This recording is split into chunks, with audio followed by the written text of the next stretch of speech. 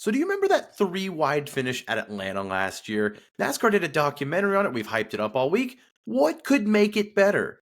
Oh, that's right, a caution. A caution, but take it away. Welcome to the Breaking Bob channel, everybody. It's post-Atlanta reaction time. As always, if you're new here, hit that subscribe button because I'm always talking NASCAR and racing on a daily basis. And well, let's just jump right into it, I guess. Let's rip the Band-Aid off together. A few minutes ago, Christopher Bell just took that checkered flag, checkered and yellow flag, to end the Atlanta race for NASCAR's Cup Series, the second race of the 2025 season.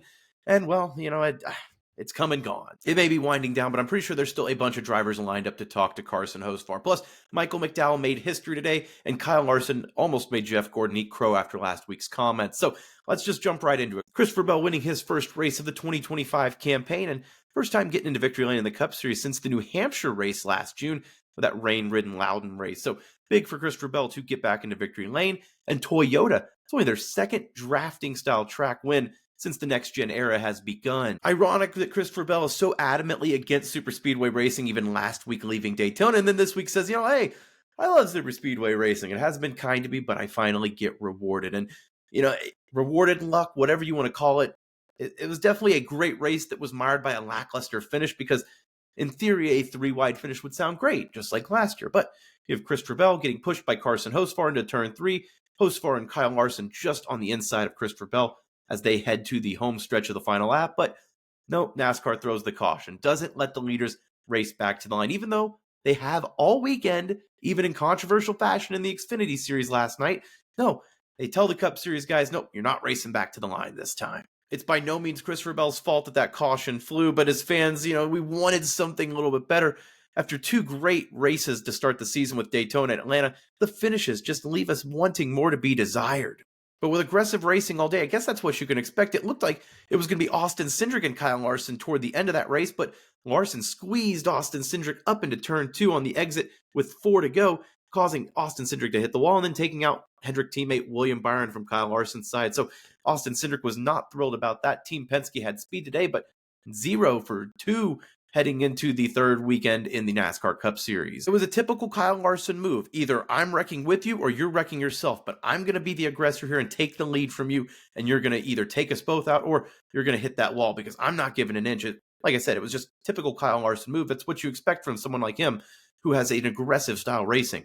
And especially with the comments last week, Jeff Gordon say, no, Kyle Larson's in his head now, 0 for 48, now 0 for 49 after Atlanta on drafting style tracks, the so-called greatest driver in the world, and I'm not here to argue that, but has had some demons on these drafting style tracks. Best place finish of 4th coming into today, now 3rd, leaving Atlanta. It looked like he was going to make his boss, Jeff Gordon, eat some crow, but nope, not to be. Maybe that was a little bit of the reason he was pushing Austin Cindric, but I think, like I said, that's just Kyle Larson as a racer in general.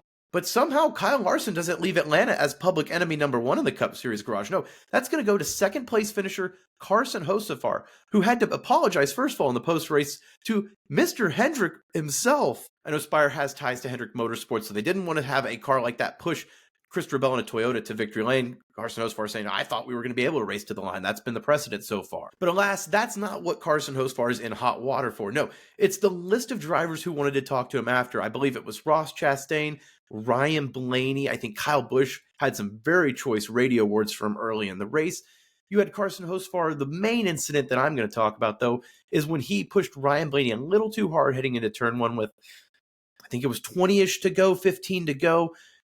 He said he was zigging while Ryan Blaney was zagging, trying to get aligned on bumpers. Ryan Blaney said it was just too aggressive of a push, but Carson Hocevar put the corner of Ryan Blaney's fender into his center of the nose, and they just didn't align, and Ryan Blaney spun, almost completely saved it, but was able to still save it for the most part and didn't wreck out completely. Blaney had some choice comments on the radio, just like Kyle Busch, and it seems like Carson Hocevar, who seemed like he was finally getting on the right path to not having these incidents, he raced aggressive today, and, with the P2, he can at least back up the results, but it's not going to get him any friends, and maybe this is just we should expect, but, we want to be celebrating Carson Hocevar as a development driver, what he's doing, finishing second in a Spire Motorsports car. He's got so much speed and so much potential that I don't want to see him get caught up in the beef, the rivalries on track. So hopefully he can clean that up. He even said in the post-race interview, I've got a lot to learn. So let me know your thoughts down below. Carson Hocevar, how he handled today, plus Kyle Larson and that move on Austin Cindric.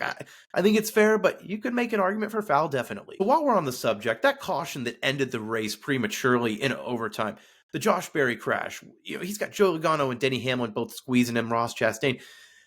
You got Josh Berry saying, we're racing too hard for 8th there. And I tend to agree. What is the point there? You're not going to be racing for the win. And yes, I know every position does matter in the grand scheme, but checkers or wreckers is the matter if you're winning. Checkers or wreckers for 10th place. What are we doing here? This is, again, just the byproduct of the drafting style track. But I tend to agree with Josh Berry. For someone who had such a great day, led, I believe it was 50 laps, a career high, won a stage 1.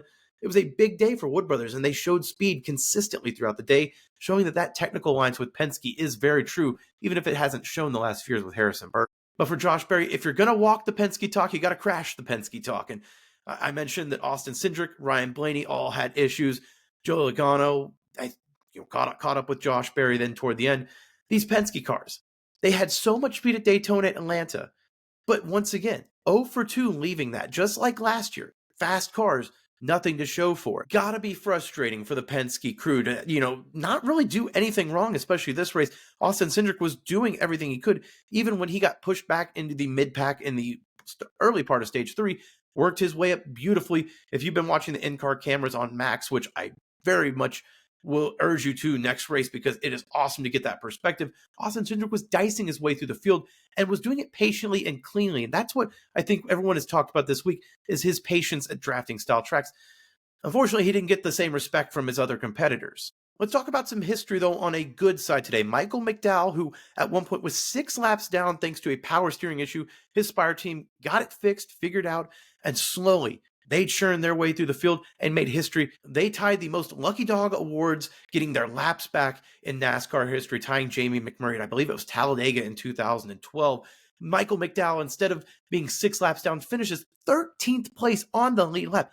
Unprecedented. But, that is determination, and you got to have some luck go your way. And luckily for that new 71 Spire team of Michael McDowell, they made it work. Another good story is John Hunter Nemechek, back-to-back top 10s to start the year, finishing P10.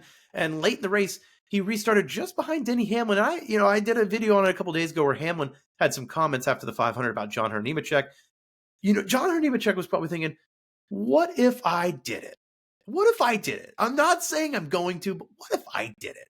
Those internal thoughts were probably just chirping at him. And, good for John Hunter Nemechek to have that maturation process and to get some good results to start for that Legacy Motor Club, because they really do need it. On the other hand, though, tough for the winner of last year's Atlanta spring race in that 3-wide finish, Daniel Suarez, who got caught up in an incident in stage 2, but really just didn't show speed all day. Trackhouse luckily was able to flip the field late in the second part of stage 2 to get SVG and Ross Chastain in track position, but Ross Chastain was the only one that was able to keep his way. SVG slowly started to fade his way back as the field got going with new tires. But Daniel Suarez, just a tough day. And really, it's going to be a long season for Daniel Suarez, because there's going to be chatter, I think, all season.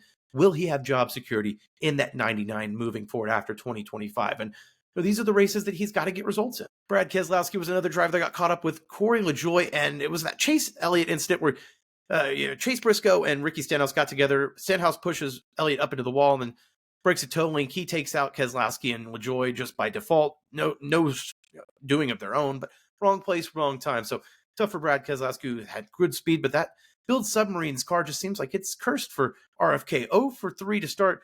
Brad wrecked in the clash. Ryan Preece flipped last week, and now Brad getting caught up in no wrongdoing of himself. Before we wrap up here, let's look at some of the results. I did just mention Ricky Stenhouse, a 5th place finish for that number 47 Hayek Motorsports entry. Ricky Stenhouse has just shown that either he's going to wreck or he's going to have a good finish on these drafting style tracks. Last week, it was the wreck with Joe Logano. This week, it was a wreck with Chase Elliott. Not really his fault. It was him and Briscoe getting together, but able to get a top 5 result. And for Hayek, these are the tracks that they have to capitalize on. Kyle Busch with a big win in the Truck Series yesterday to finally get into victory lane for the first time in over a year. And, well, it looked like he was going to be able to do that in the Cup Series again tonight. Well, it was a top 10 finish, still 7th place for Kyle Busch. And really, that's just getting confidence back, I think, in that 8 team with RCR. After such an abysmal season last year, Kyle Busch just needs good results and to finish these races. And at least he was able to pull home a top 10 result because he had the speed today to back it up. If he had run top 10 all day and then gotten caught up in a crash and finished 25th, would have been par for the course for Kyle Busch, but at least we're trending in the right direction. And finally, Todd Gilliland in 15th. Cut a tire down, was leading a lot of laps early on and was running in the front of the field with those Fords, but just once that tire cut down, he was able to stay on the lead lap, but it just felt like that car was never the same. I think he got as high up as 11th at one point, but a 15th place finish. Todd Gilliland, after last year's Atlanta race, I thought this would be a year where he would be one of the dark horse favorites behind Austin Cindric, who was my pick on the video on Thursday, but no, the tire went down. The Todd father, not your week, but I feel it. It's coming for him. Although maybe not next weekend because COTA is next weekend, and that seems like it's going to be an SVG weekend. I think that's going to be your favorite at COTA. He ran that Supercars layout back when they ran it at COTA in 2013. With the new configuration for COTA, I'm going to be interested to see what the field looks like next week, but it's going to be must-see TV between Xfinity and Cup Series. There's going to be stacked competition in both races. So stay tuned for more here at Breaking Bob. Make sure if you like what you saw, you like this video, subscribe for more content here at Breaking Bob. I will see you as we move forward with the NASCAR Cup Series season. Stay tuned for more, folks. Thanks for watching.